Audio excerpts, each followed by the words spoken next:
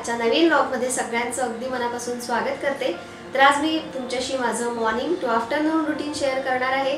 काल दिवसभर पाऊस होता, म्हणजे जराही थांबला नाही आणि त्यामुळे आजही रेड अलर्ट होता, ज्यामुळे शाळेला सुट्टी आहे। पण आज अजिबात पाऊस म्हणजे सध्या तरी नाही आहे, रात्रभरही पाऊस नव्हताच।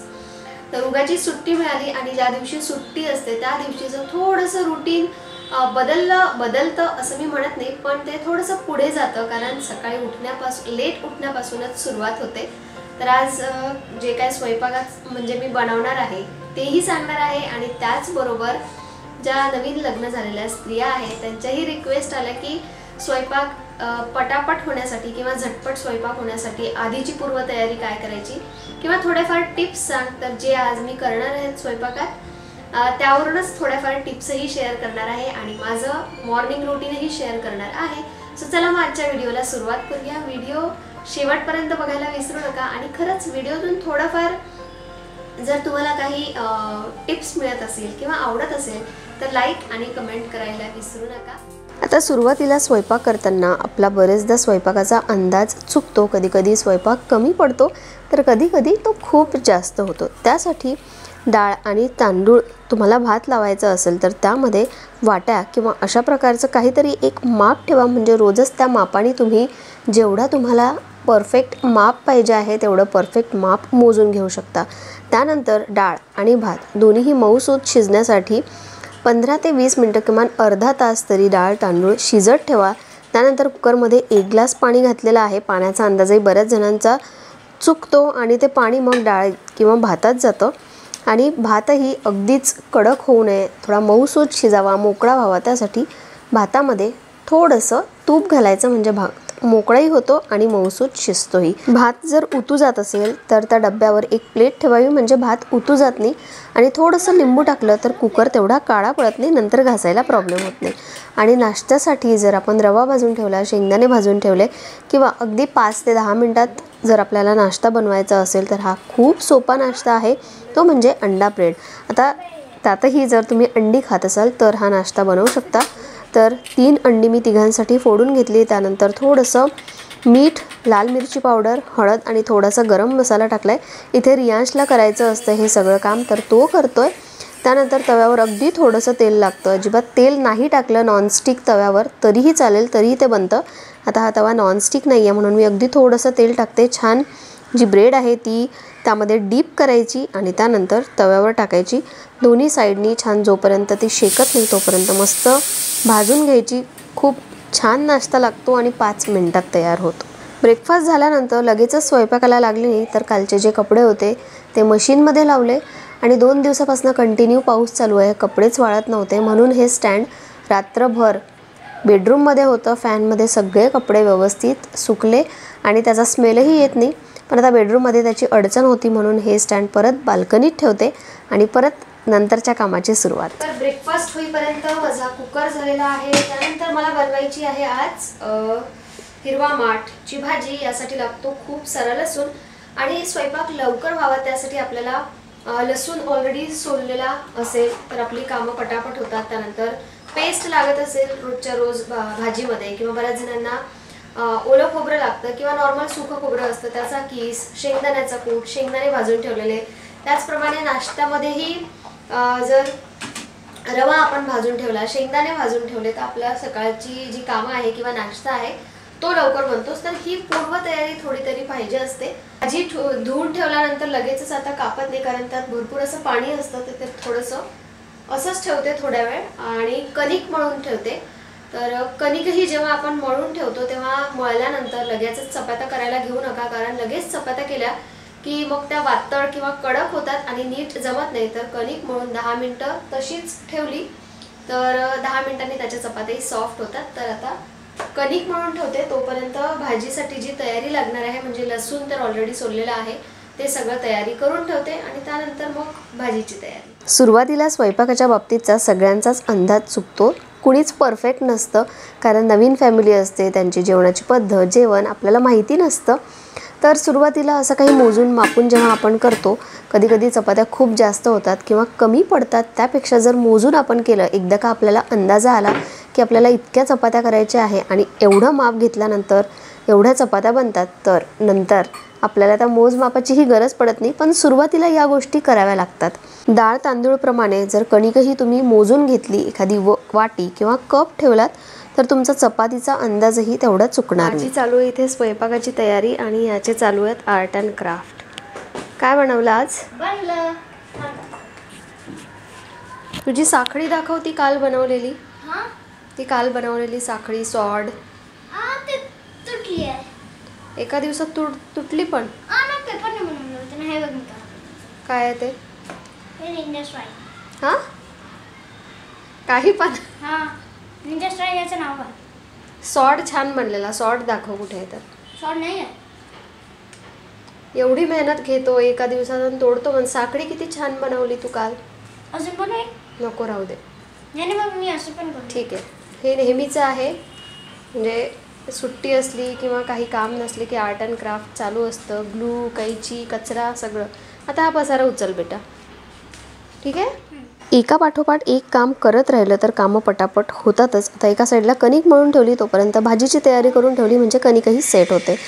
तर कढीपत्ता, लसूण आणि हिरवी मिरची मी कट करून घेतलेली आहे. या भाजीसाठी हिरवी मिरची आणि फक्त लसूणच लागतो, कांदा वगैरे लागत नाही, म्हणजे मी तरी टाकत नाही. तर तेल गरम झाल्यानंतर त्यात लसूण टाकून घ्यायचा. म्हणूनच आपल्याला वेळेवर लसूण सोलायला किती कंटाळा येतो. अगदी 4 तरी पाकळ्या सोलायच्या असेल ना, तरीही खूप कंटाळा येतो. पण सोललेला लसूण असेल तर मजा येते स्वयंपाक करायला, पटापट सगळ्या गोष्टी होतात. तर लसूण आणि कढीपत्ताही मी टाकून घेतला. त्यानंतर तो थोडासा ब्राऊन झाला की मिरची टाकली, थोडंसं जिरं घातलं आणि यामध्ये फक्त हळद घालायची आहे. मी लाल मिरची पावडर किंवा इतर मसाले काहीच घालत नाही. मोस्टली हिरव्या भाज्यांमध्ये माझं असंच असतं. त्यानंतर जी कट केलेली हिरवा माठ आहे तो घातला आणि छान जास्त वेळ शिजूही द्यावा लागत नाही. अगदी 5 ते 10 मिनटात भाजी रेडी होते.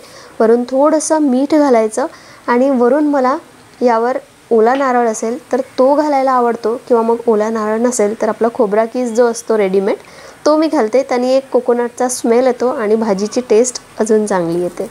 त्यानंतर डाळीला तडका देण्याची जी पद्धत आहे ती लग्नापासूनची माझी सेमच आहे आणि अजूनही त्या डाळीचा कंटाळा येत नाही. तर तेल घातले, तेलामध्ये हिंग घालायचं, कढीपत्ता घालायचा, लसूण घालायचा खूप सारा, आणि लसूण थोडासा परतून झाला की मिरची घालायची, आणि मिरचीही परतून झाली की सगळ्यात शेवटी जिरं घालायचं.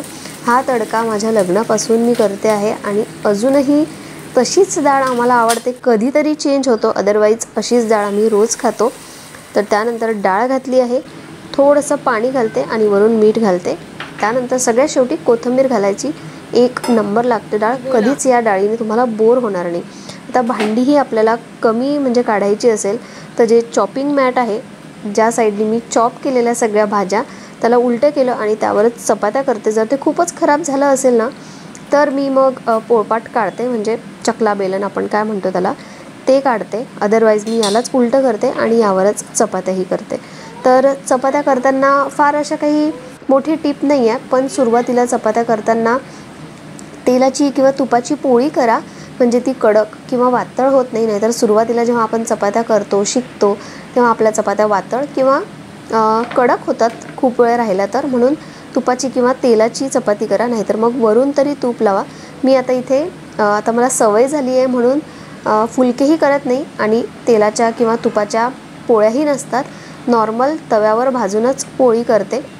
तर सुरुवातीला खूप मोठी अशी पोळी करायची नाही, छोटी छोटी फुलके किंवा छोट्या चपात्या करा, म्हणजे त्या गोलही येतील आणि पटापटही बनतील.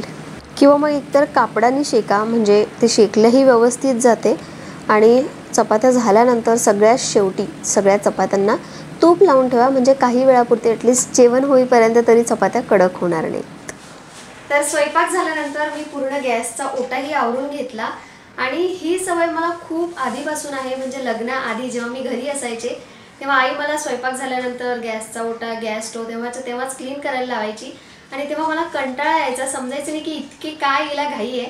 पण नंतर मला समजलं आणि खरंच तेव्हा जर आपण पुसलं तर प्लॅटफॉर्मही एकदम चकाचक निघतो. आणि जो काही आपला पसारा असतो स्वयंपाक केल्यानंतर, खूप सारा पसारा किंवा खूप सारी भांडी, कचरा किचनवर सांडतो, तर तो तेव्हा क्लीन केला तर जरा छानही वाटतं. आणि गॅसही थोडासा गरम असतो ना तर तो एकदम चकाचक निघतो.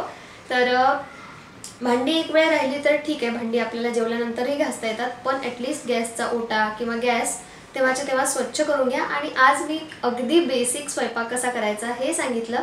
तर काही ज्या नवीन लग्न झालेल्या माझ्या मैत्रिणी आहेत किंवा त्यांचं लग्न होणार आहे किंवा नव्याने त्यांना काही गोष्टी शिकायच्या आहेत, त्यांच्या काही रिक्वेस्ट होत्या, त्यावरून मी आजचा व्हिडिओ बनवला.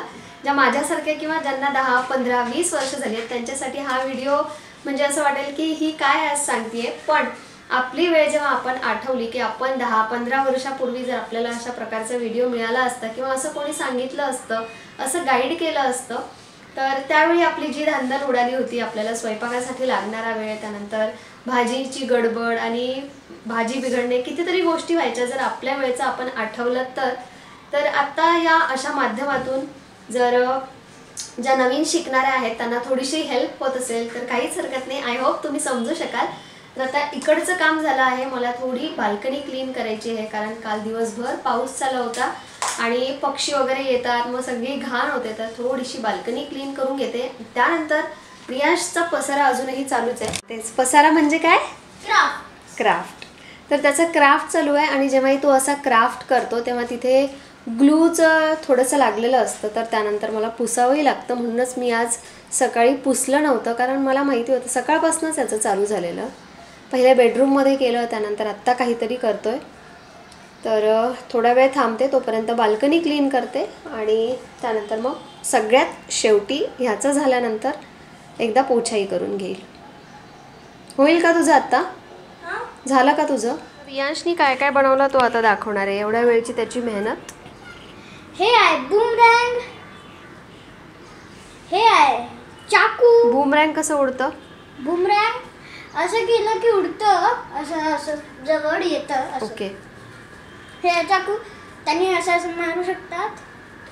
आणि हेच म्हणत होते मी तुला मगाशी, साखळी. मला त्याचं नाव नाही माहित काय म्हणतात. आणि हे आहे ननचाकू. ननचाकू. चक्कू. ननचक्कू. अच्छा. हां, हे आवडलं मला. हे हे की हे? हां, सगळंच छान आहे, पण मला सगळ्यात जास्त हे आवडलं. आणि आता अभ्यास कधी? अभ्यास आता मी दुपारी करतो जेवणानंतर. आता जेवायचं? हो. चलो. तर शाळेला सुट्टी असली की असं काहीसं रुटीन असतो. रियांश तुम्हाला मध्ये मध्ये व्हिडिओमध्ये दिसतोच आणि त्याला सेंटरमध्ये मी बकेट ठेवायला सांगितली, तर त्याने जराही इकडे तिकडे न करता बरोबर सेंटरमध्ये आहे का हे तो बघत होता. तर जेवायला जरा उशीर होता कारण अश्विनचा कॉल चालू होता. मग म्हटलं की बाल्कनीच धुवून घेते. या बाल्कनीत प्लांट्स आणू की नको असं झालं आहे, कारण पाणी लागतं या बाल्कनीत आणि जी कुंडीतली माती आहे ती परत बाहेर पडते, त्यामुळे बाल्कनी परत घाण होते. बघू आता कधी आणणं होतात ते. तर असं होतं आजचं रुटीन आणि थोड्याफार टिप्सही मी शेअर केला ज्यांनी मला रिक्वेस्ट केल्या होत्या, कमेंट केल्या होत्या, खास त्यांच्यासाठी. तर आय होप तुम्हाला आजच्या व्हिडिओतून थोडं तरी हेल्प झाली असेल, थोडं काही शिकायला मिळालं असेल. तर पूर्ण व्हिडिओ बघितल्याबद्दल परत सगळ्यांचे धन्यवाद. उद्या भेटूया परत एका नवीन व्लॉगमध्ये. तोपर्यंत बाय बाय.